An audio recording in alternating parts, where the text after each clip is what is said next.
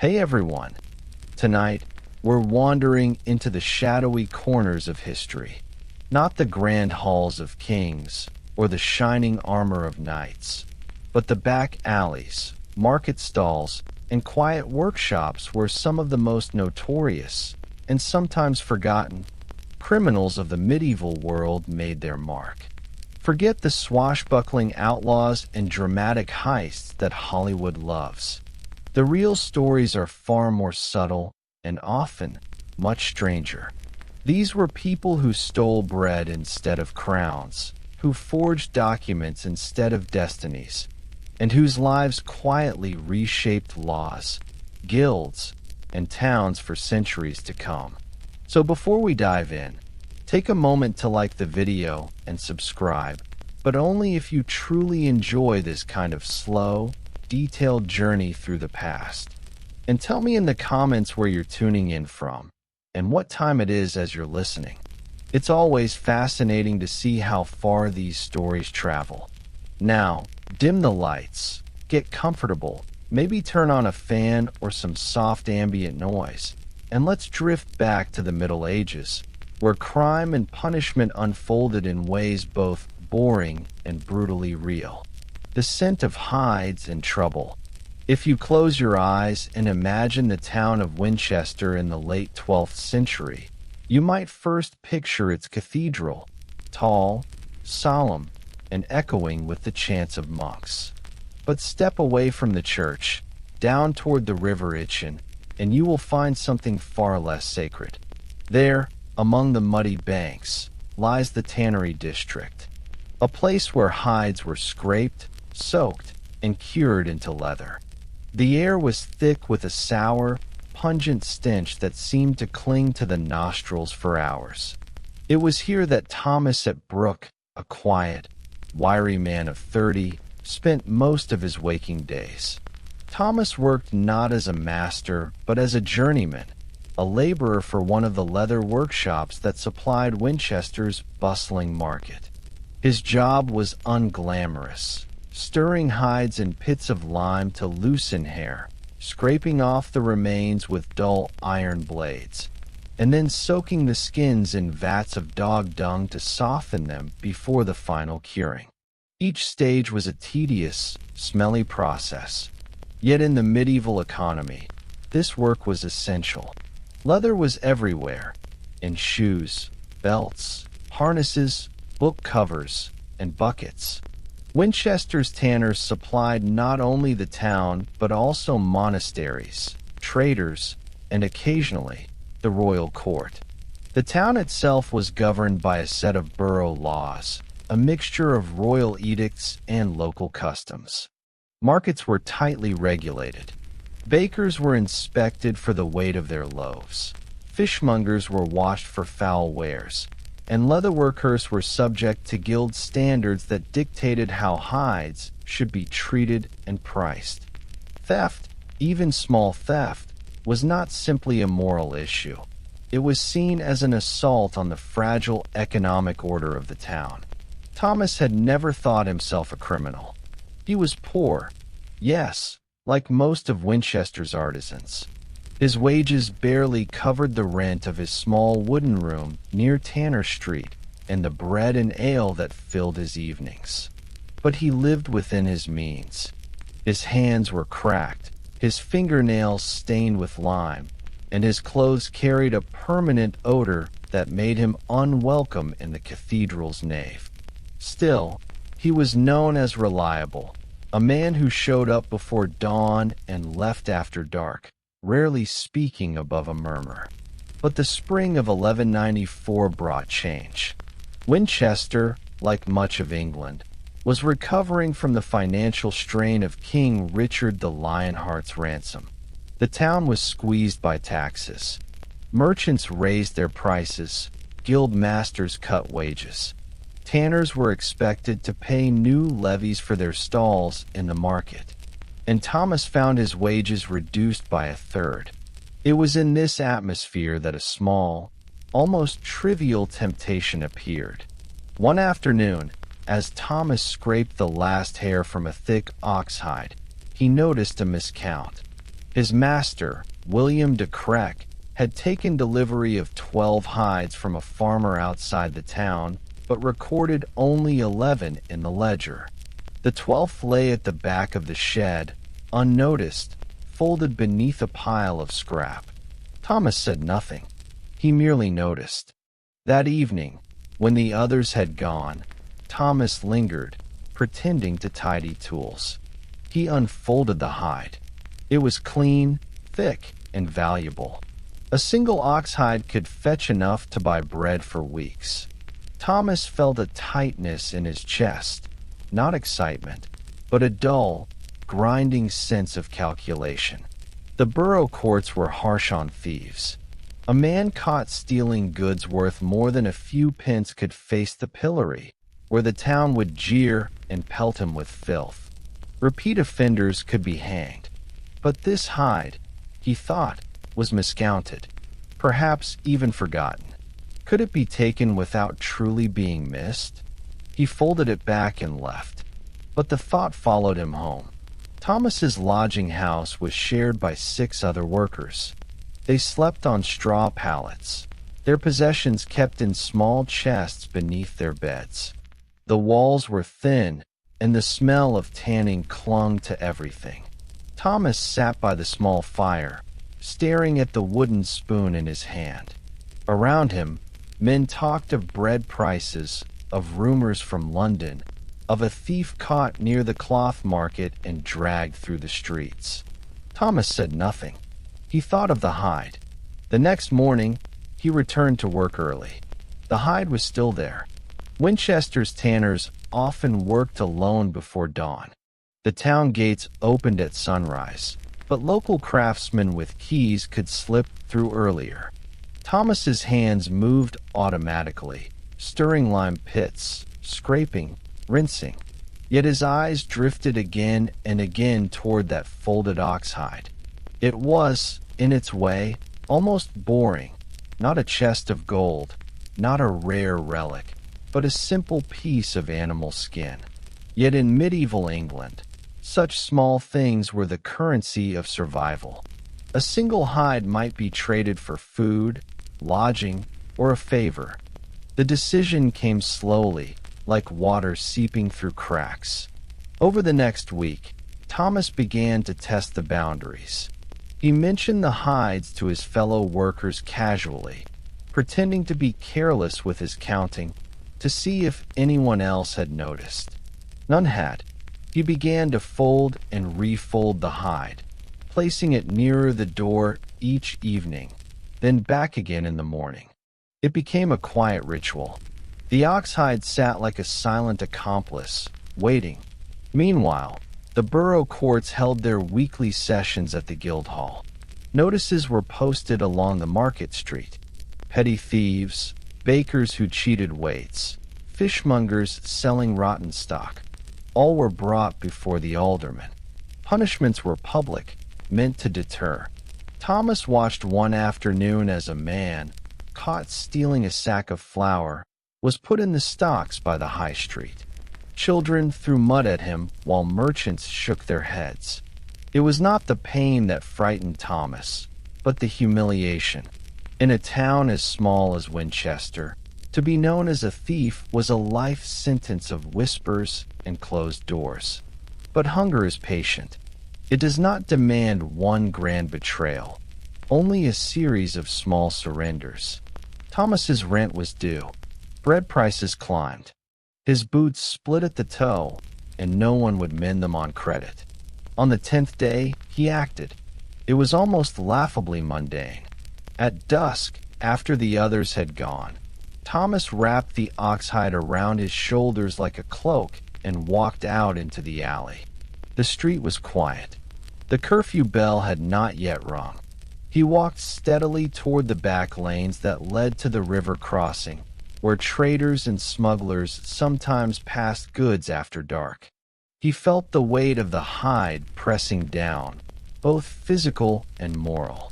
What Thomas did not know was that a watchman, newly appointed to patrol the tannery district, had taken his post that week. The town's reeve, under pressure to curb theft after the ransom taxes, had increased night watches. And as Thomas turned the corner, he saw the dim flicker of a lantern ahead. His heartbeat quickened. He could still turn back. He could still say he had simply moved the hide to clean beneath it. But the lantern drew nearer. A voice barked out, "Who goes there?" Thomas froze.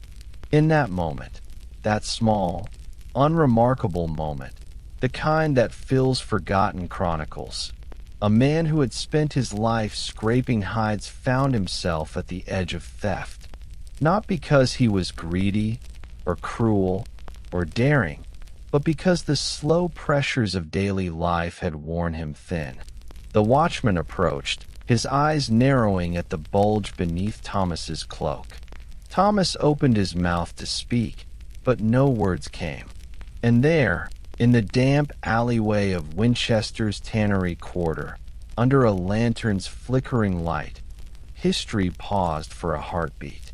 A simple man with a stolen oxhide stood face to face with the town's law. What would happen next? Punishment, mercy, or something in between was yet to unfold. The borough court awakens. The watchman's lantern wavered as he stepped closer, his boots squelching in the damp alley mud. Thomas stood rigid, the oxhide clumsily tucked under his cloak, though its edges peeked out like the hem of a poorly hidden secret. The watchman's name was Geoffrey of Hurstbourne, a broad man with a short beard and a woolen hood pulled tight against the night chill. He was not one of the familiar faces of the Tannery district. The town reeve had brought in new men less likely to look the other way. "Out late, are we?" Geoffrey's voice was steady but not cruel. It was the voice of someone accustomed to routine, to catching curfew breakers and drunkards, not conspirators. "And what's that beneath your cloak?" Thomas hesitated. Words felt distant, unreachable. His mouth opened, but what emerged was a dry stammer. I was moving it. It's my master's. Geoffrey stepped forward and tugged at the corner of the cloak. The heavy oxhide slid down, revealing itself completely. There was no mistaking its value, nor its origin. The tannery mark, stamped in black dye, still clung to the edge. W. de Krek, Thomas's employer. For a moment, Geoffrey simply looked at it, then at Thomas, then back again. "Well," he said at last, "this will need to be sorted in the morning." He did not draw a weapon. There was no need. Thomas was not a fighter. Instead, Geoffrey took him by the arm, firmly but not harshly, and began to lead him through the empty streets toward the borough jail. The curfew bell began to ring from the nearby tower, its dull sound echoing across the rooftops. Winchester's streets emptied quickly after dark. Those still outside usually had good reason or bad intentions. Thomas walked silently, his mind a churn of cold thoughts. He thought of fleeing, but where? The town gates were closed at night, and the Itchen River crossing was guarded. Beyond the walls lay farmland and forest, not freedom, but a different kind of danger. When they reached the Guildhall, Geoffrey handed Thomas over to the night reeve, a short, wiry man named Osbert, who took the oxhide, examined the mark, and scribbled something onto a wooden tally board. Thomas was placed in a small, dark cell, not like the stone dungeons of legends, but a wooden room with iron bars on the small window and straw on the floor. It smelled faintly of ale and sweat. Men like Thomas were rarely kept long. The borough courts held weekly sessions, and petty criminals were usually dealt with swiftly. Thomas lay awake, staring at the rafters. His thoughts wandered, not to grand escapes, but to the tannery ledger, the miscounted hide. Would William de Krek even remember it? Would he care? Or would this small oversight turn into a formal accusation? Morning at the Guildhall. Winchester awoke early. By mid-morning, townsfolk gathered near the Guildhall, where the borough court would convene. The court was not a solemn royal chamber, but a public administrative meeting, held weekly under the supervision of the aldermen and the reeve, who represented the crown's interests in the town. Local freemen sat as jurors. It was a hybrid system, part civic, part royal, part manorial, that had evolved over centuries. Thomas was brought out, unwashed and weary, to stand in a narrow wooden dock. Before him sat 3 aldermen, men of the merchant class, wearing long woolen robes trimmed with fur. Beside them sat the town reeve, Osbert, holding the ox hide. A crowd of townsfolk, apprentices, and market women gathered to watch. Court sessions were a form of communal theater, as much about reinforcing social order as about dispensing justice. The charges were read aloud. Osbert stood and spoke in a clear, practiced tone.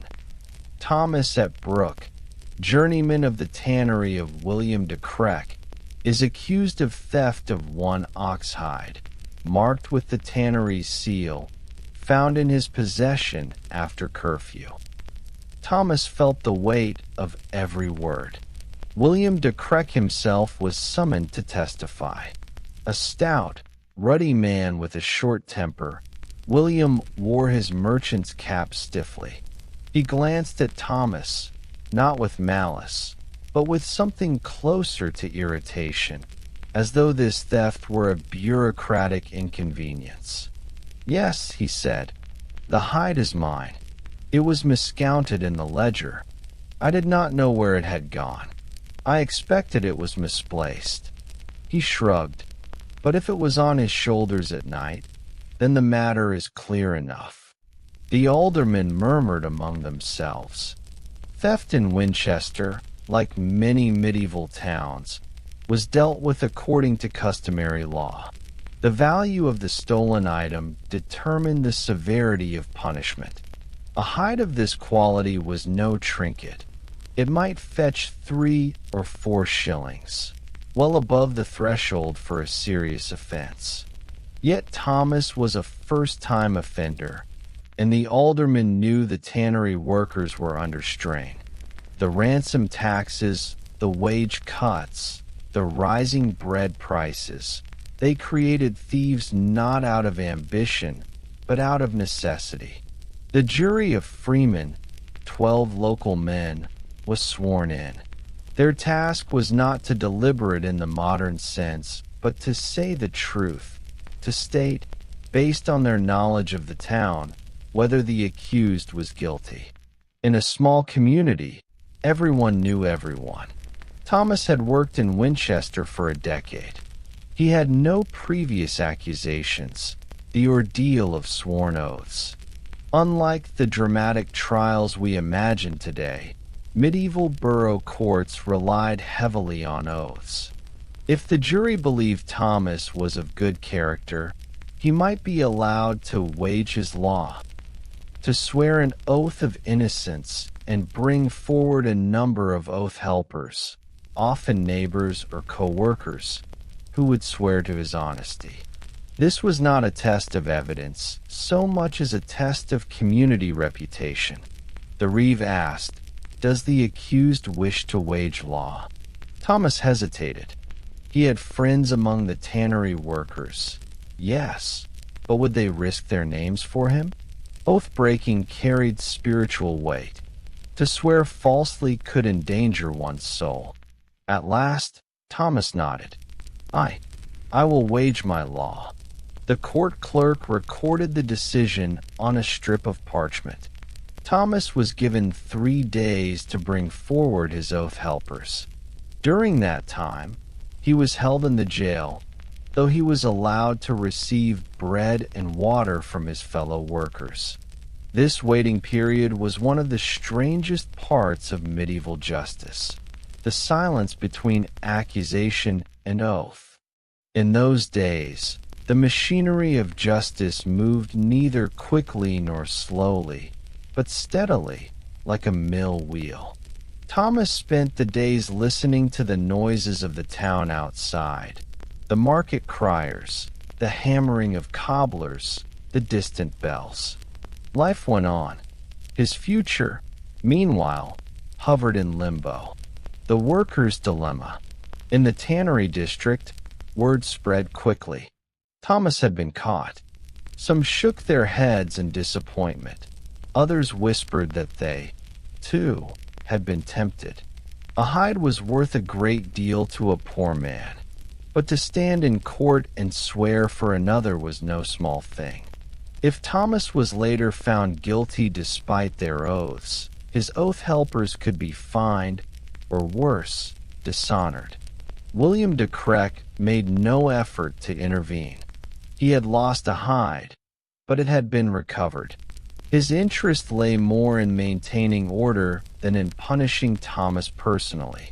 On the second day, two fellow workers came to visit Thomas through the bars.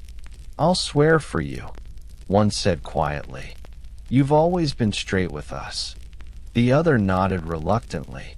They agreed to appear as oath helpers, though Thomas needed at least 6 credible men to make a convincing case. On the third day, only 4 stood by him. It was not enough.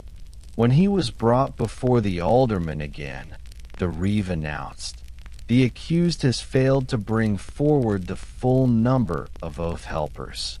Therefore, the matter proceeds to judgment, punishment, and public order." In medieval Winchester, punishments for theft fell into a few categories. The pillory or stocks, public humiliation for minor thefts, fines and compensation, when goods were recovered and the thief was of good standing, branding or maiming, for repeat offenders or those who could not pay fines, hanging, reserved for serious or repeated theft, especially if goods exceeded a set value. Thomas's case straddled the line. The oxhide's value was significant, but it had been recovered before sale or damage. He had no criminal past, and yet the court could not simply dismiss the matter. To do so would signal weakness at a time when theft was rising across England. The aldermen whispered among themselves. Then the senior alderman, a gray-bearded man named Robert of Mean, spoke. "Thomas at Brooke, you stand accused of theft of 1 oxhide of your master's mark. You have failed to bring forth full law, yet your character stands without blemish till now. The goods were recovered. Therefore, the court decrees, you shall stand in the pillory for 2 market days, and pay a fine of 1 shilling to the town for breach of the king's peace. If you cannot pay, the time in the pillory shall be doubled." The verdict was met with a mixture of murmurs. Some thought it lenient, others harsh. For Thomas, it was a strange in-between, neither absolution nor destruction. The pillory was public, humiliating, but survivable. The fine, however, would be ruinous. A shilling was more than a week's wages. He bowed his head. "I accept." The ritual of the pillory. The pillory stood at the high street, near the market stalls. It was a wooden structure with holes for the head and hands, locking the offender in place. Punishment was not meant to draw blood, but to draw attention. Townsfolk would pass, pointing, muttering, sometimes throwing refuse, though in Winchester, as in many towns, the authorities kept watch to prevent excessive harm. On the morning of his punishment, Thomas was led through the streets barefoot, holding the oxhide before him like a banner of shame. A town crier announced his crime in a loud, rhythmic voice. "Thomas at Brooke, for theft of hide, stands before the law."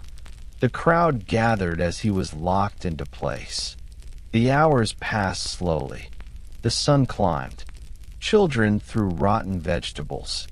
Some of his fellow workers passed by without meeting his eyes. A few quietly left bits of bread at his feet. The pillory was boring by design.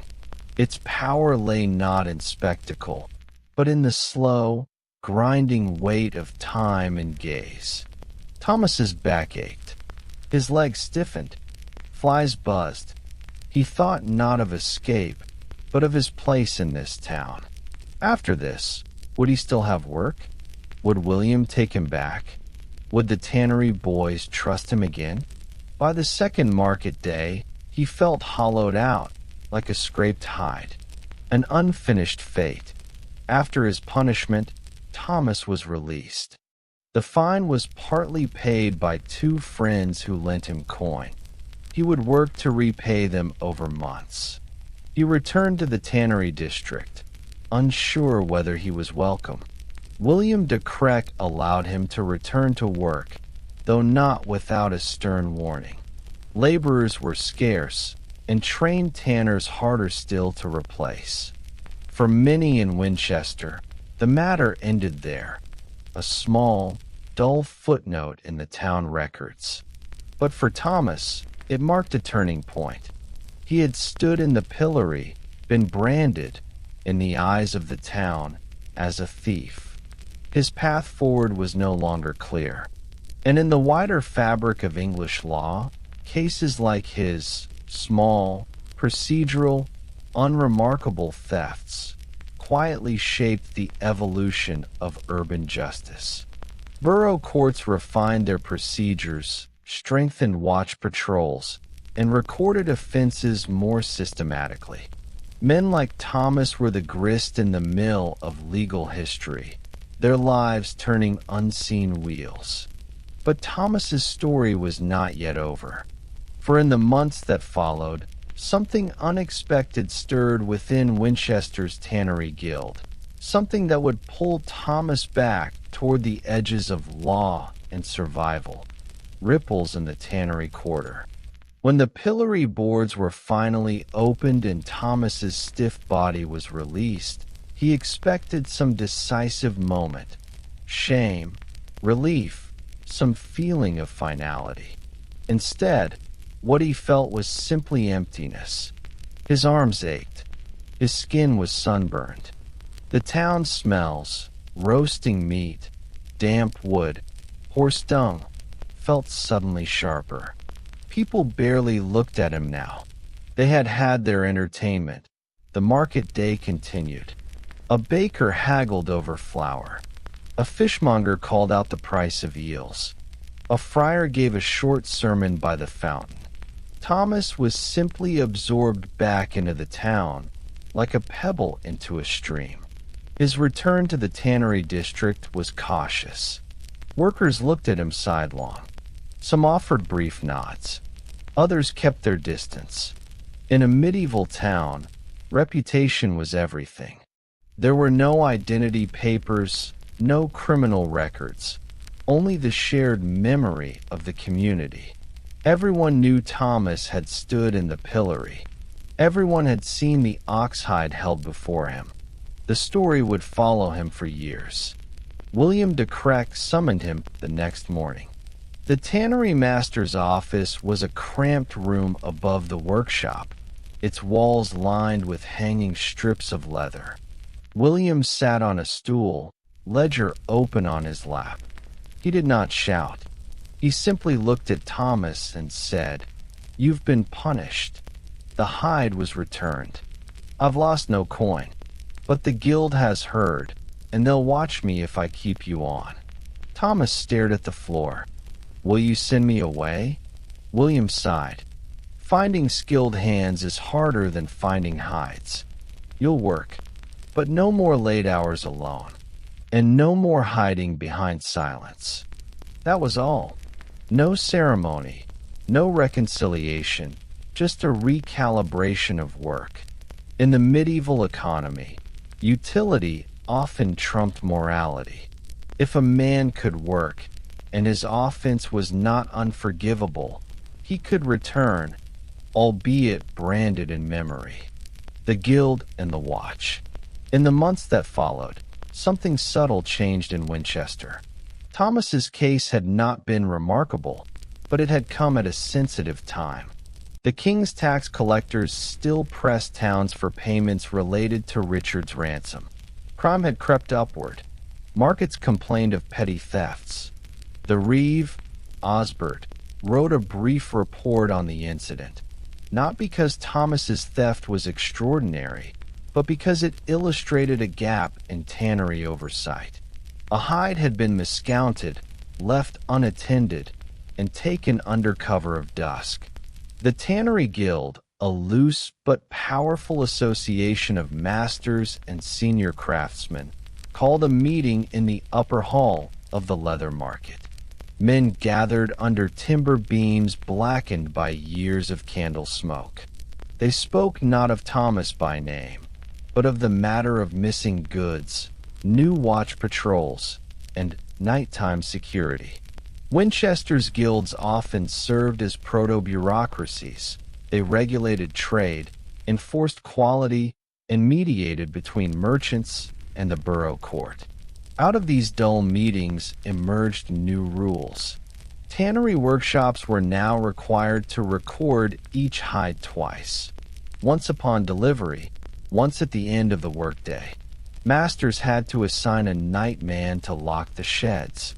Journeymen were forbidden from carrying goods after curfew without written tokens.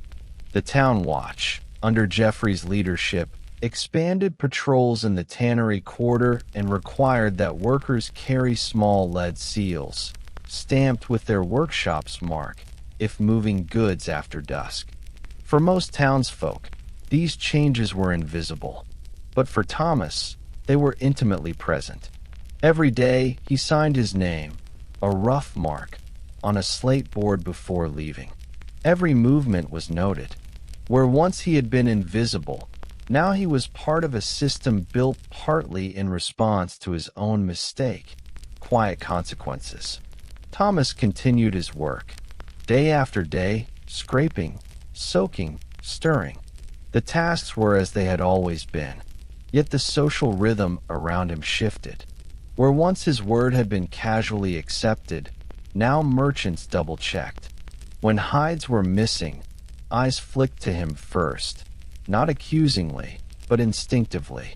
He became a measure of vigilance for others. A year passed. Bread prices stabilized slightly. Taxes eased as Richard returned to England. New apprentices entered the tannery. For them, Thomas was simply the quiet man who once stole a hide. For older workers, he was a cautionary tale told to new hands over ale. Don't end up like Thomas in the pillory. Count your hides, mind your hours. This quiet legacy, neither heroic nor infamous, is precisely how most medieval criminals lived on. There were no wanted posters, no biographies. Just whispers, guild rules, and the silent shaping of urban life, the broader web of law. The borough court kept simple records on parchment, lists of fines, names of offenders, goods recovered. Somewhere in those records, still perhaps stored in an archive centuries later, there might be an entry. Thomas at Brook, tanner, for theft of oxhide, pillory 2 market days, fine 1 shilling. That's all. A few lines. No commentary. But that single line fits into a larger web of legal development. By the 1190s and early 1200s, English towns were increasingly governed by regular borough courts, which dealt with thefts, disputes, debts, weights and measures, and breaches of the king's peace. These were not glamorous institutions. They were tedious, administrative, repetitive, but through them, the foundations of urban law were laid. Cases like Thomas's pushed towns to standardize punishments, codify fines, and systematize inspections. What had once been personal became procedural. A stolen oxhide wasn't just a moral failing. It was an entry in a bureaucratic ledger, not a second chance. Years later, Thomas's life settled into quiet routine. He married a widow who lived near the North Gate. They shared a modest house with a small yard where she grew onions and leeks. He continued working at the tannery, eventually taking on apprentices. His hands grew more knotted with age, his hair thinned, and his back bent slightly from decades of stirring vats. The stigma of his theft never disappeared entirely, but it faded. New workers came, old ones died, and memories dulled. When younger tanners whispered about the old days, Thomas's story became a kind of cautionary anecdote, stripped of its personal sting. There was once a man who took a hide after dusk, they'd say. He thought no one would notice, but the watch did, and so we keep our tallies twice. What remained were the guild rules he had inadvertently inspired. The double tallies became standard practice. Years later, other towns adopted similar methods, and long after Thomas's name was forgotten, the procedures endured the last trial. Thomas's final brush with the borough court came not as a defendant, but as a witness. One autumn afternoon, a young apprentice was caught smuggling scraps of leather out to sell to a cobbler. Thomas, now older and steadier, was called to testify. He stood where he had once stood accused. He swore an oath, truthfully this time, about what he had seen. The alderman listened. The boy, red-faced and trembling, was sentenced to a day in the pillory and a small fine. As Thomas left the guild hall, he felt a strange, muted echo, a memory of lantern light, a watchman's voice, a folded hide under his cloak. He realized that his life had looped back to that moment, not as redemption, but as continuity. Towns remembered through people, and people carried the weight of towns. Sometimes, after work, Thomas would sit on a low stone wall near the river, looking toward Winchester Cathedral. Its towers rose above the town, solemn and still. The chants of monks floated faintly through the evening air. Around him, tanners washed tools, children played, carts rattled along the cobbles. Life was monotonous, rhythmic, stitched together by labor and routine. Thomas understood, in his quiet way, that his theft had not changed the world, but it had nudged it. The town had shifted slightly. New rules, new habits, a few more eyes on the tannery sheds after dark. His life became part of the texture of history, the invisible threads of ordinary men who neither conquered kingdoms nor led armies, but who, through mistakes and consequences, shaped the contours of their world. A thought for the present.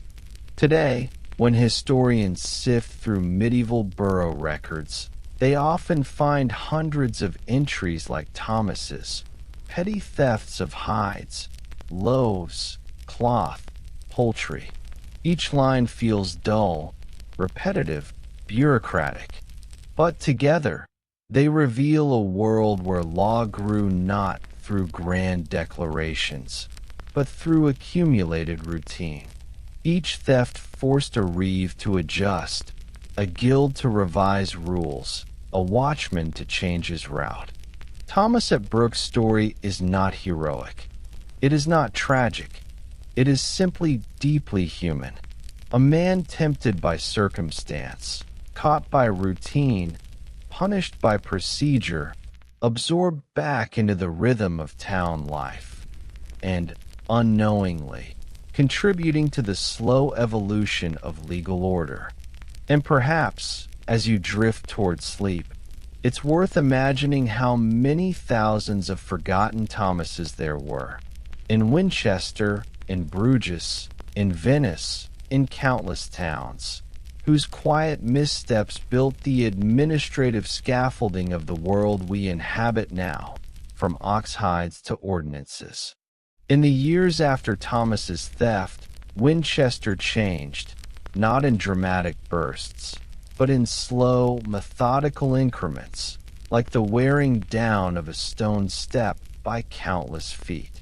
The town's tannery quarter, once loosely governed by custom and habit, gradually became a regulated space.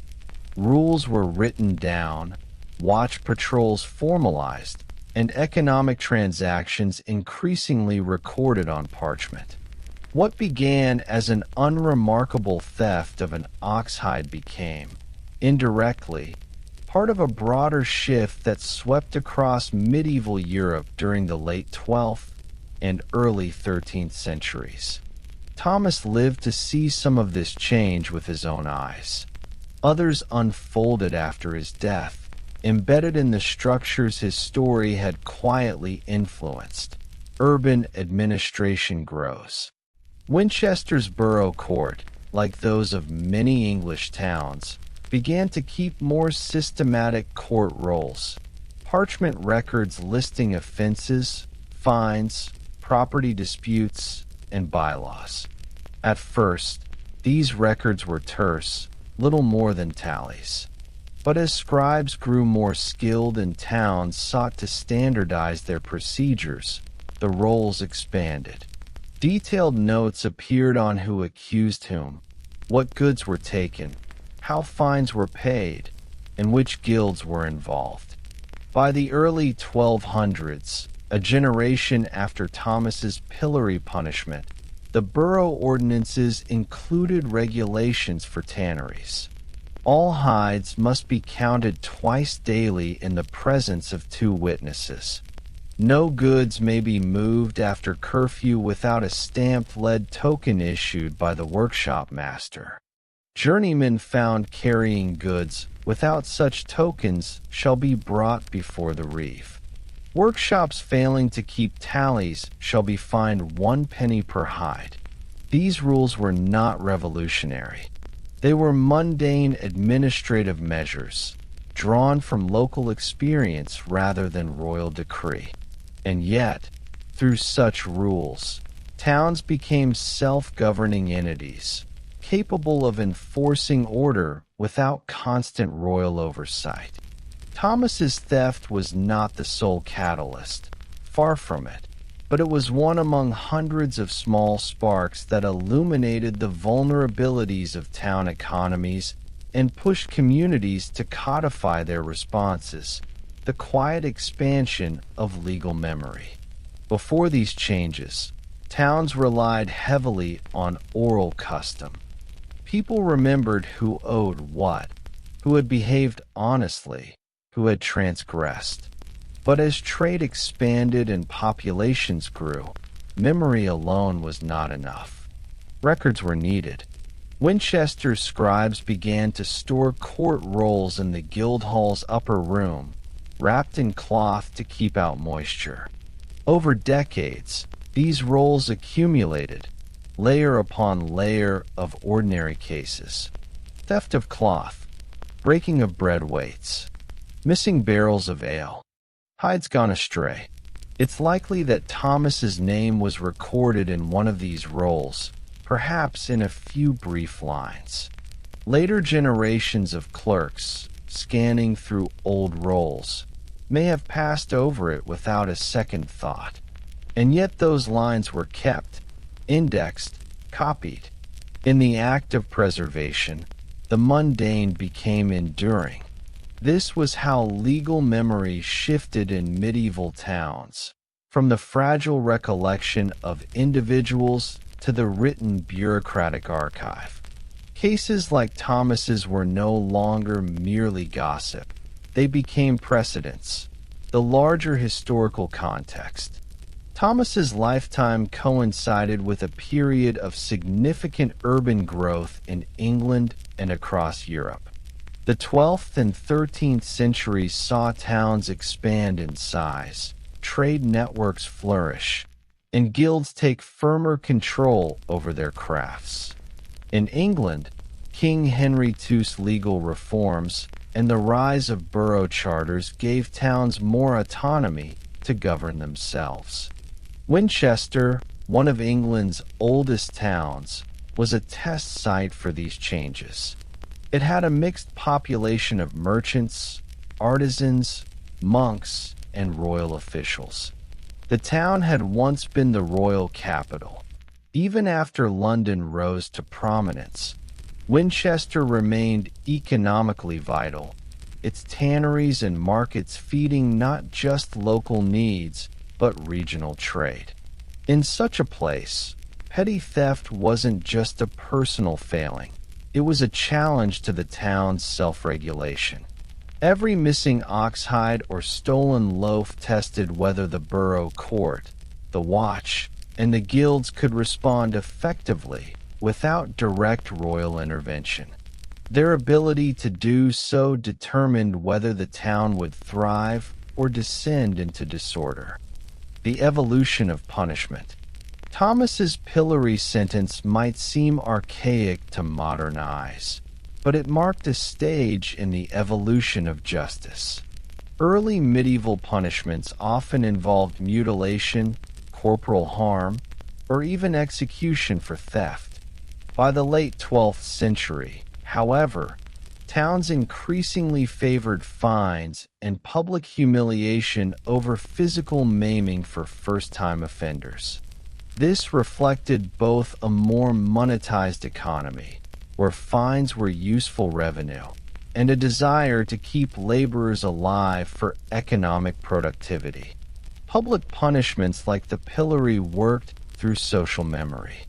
Everyone saw the offender. Everyone remembered. It was a punishment designed for communities where face and reputation mattered more than written criminal records.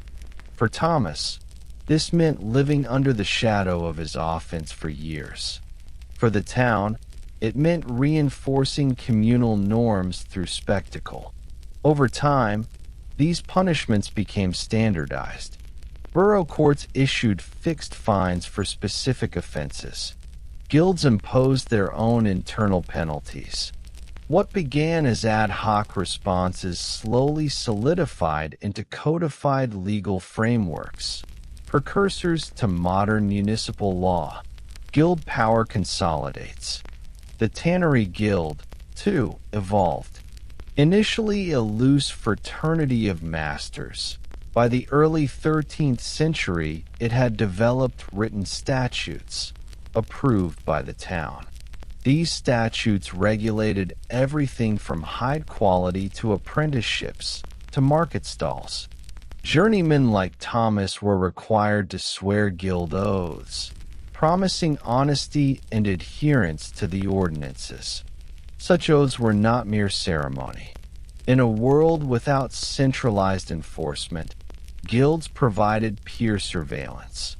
Members monitored each other, and those who broke rules could be fined, expelled, or reported to the borough court.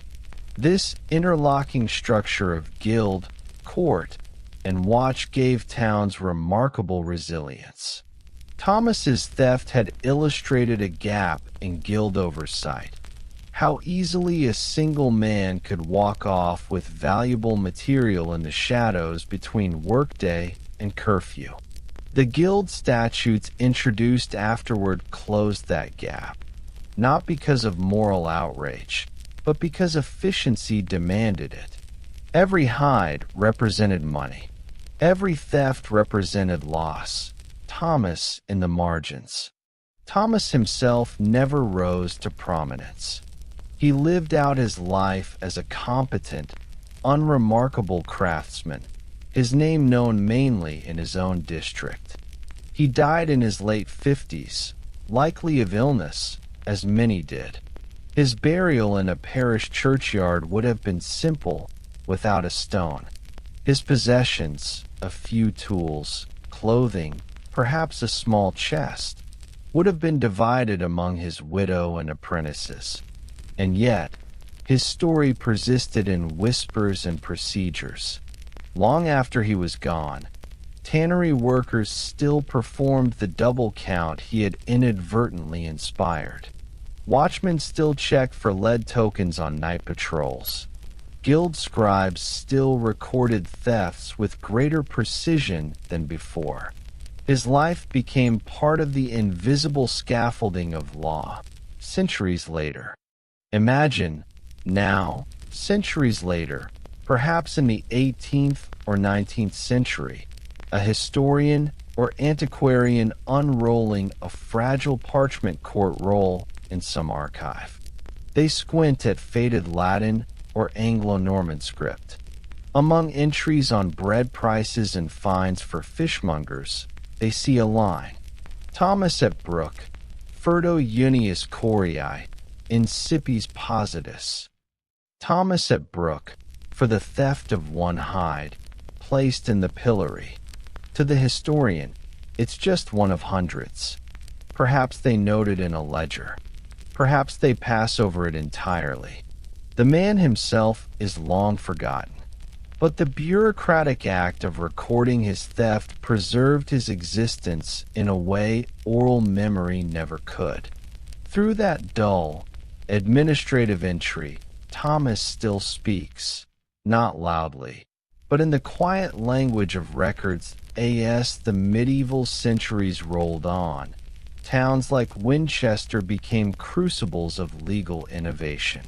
The boring details of daily life, stolen hides, weights and measures, apprenticeship disputes, generated practical solutions that, collectively, laid the groundwork for modern administrative law. When we think of medieval history, we often picture kings, battles, and cathedrals. But in truth, the backbone of the medieval world was built in places like tannery quarters, in the stench of hides, under curfew bells, in the pillory squares and guild halls. There, in the repetitive hum of ordinary life, legal systems matured. Thomas at Brook was not a hero, not a villain, not even particularly exceptional. But in his small misdeed and its aftermath, we glimpse the real machinery of history, the quiet interactions between people, rules, and institutions that shape societies. If you were to walk through modern Winchester today, little remains of the tannery quarter. The river Itchen still flows, calm and reflective. The cathedral still stands, but the routines established in those medieval streets, the record-keeping, the patrols, the guild oversight, echo faintly in the bureaucratic habits of modern towns. Every municipal ordinance, every licensing form, every procedural rule has ancestors in places like this. And behind some of those ancestors stands a man like Thomas, silent, ordinary, making choices at dusk under a watchman's lantern. As you drift toward sleep, imagine those medieval streets at night, the distant bell, the creak of wooden beams, the faint smell of hides drying by the river. Somewhere, a watchman's lantern glows, and history quietly shifts with each ordinary step.